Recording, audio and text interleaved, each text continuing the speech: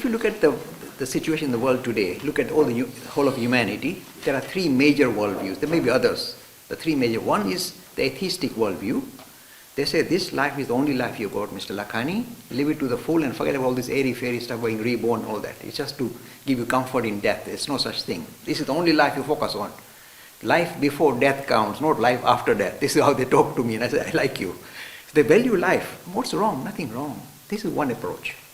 And you must appreciate why they are adopting this. Like David Hume was a major philosopher.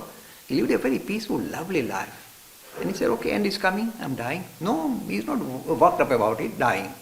So I love this kind of people. So I have no problem with this idea of first approach, atheistic approach, saying this is the only life, make the most of it. Don't wait on the next life. Good idea. The second scenario we have from the Abrahamic tradition, Judaism, Christianity, Islam, is the idea of a two-life scenario. Sometimes they say this purgatory, a place where you get tidied up, cleaned up. But this is, if you like, the second version. I won't go into great depth about it, but this is, if you like, the Christian version. And in a way, it is very important. Do you know why? What's the selling point? It makes sure that the devotees are true devotees. They are stickler for the religion because they can't risk it in case they go in the wrong place. So they become very devout. They can't sit on the fence. So in a way, it focuses their attention on being truly religious. So that's the positive side. The negative side, I must mention this, that it creates fanatics. Because they want to go and achieve that, they might as well blow themselves up here. See, this is the negative part. It creates fanatics.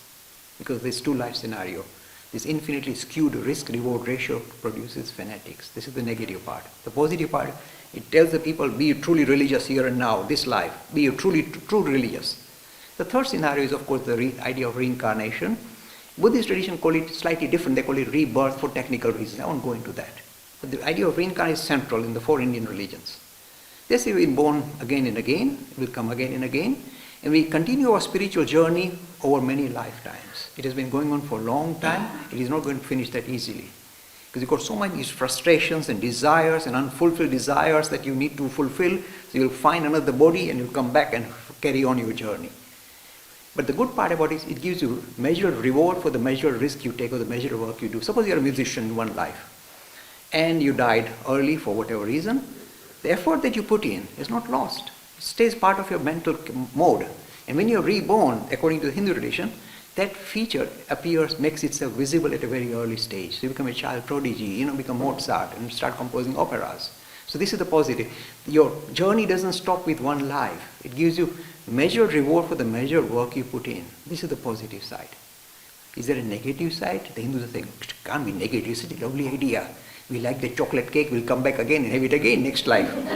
This is not a lovely idea. So how can Mr. Lakhani, there's a negative side, there's a negative, very dangerous negative side, and you are very aware of it. You know what's the negative side of reincarnation? People don't realize it, but I watch it and I know. The Hindus say, you see, we have got so many opportunities to be born and reborn, and this religious journey and meditating, and you can wait. In this life, Bollywood, let's go for these dancing girls. So they forget about making serious spiritual progress in this life because they got so many opportunities. They let it go. They are laid back about religion. And how do we know? Amisha was just telling me in the car. There's a huge Hindu community here, and how many have turned up here today? Just look at it. They become too laid back. This is the negative part of reincarnation. People don't realize we have a negative. This is the negative part. Because it says, oh, no rush.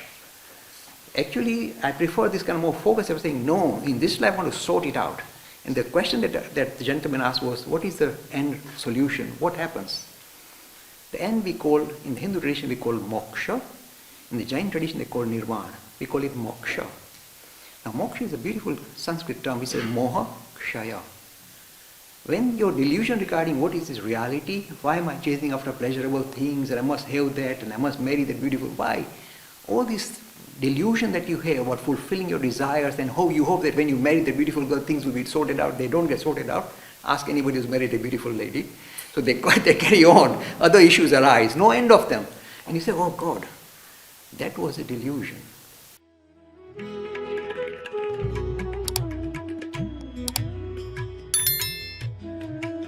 Free e-learning course in Hinduism. To register, please visit www.hindu-academy.com.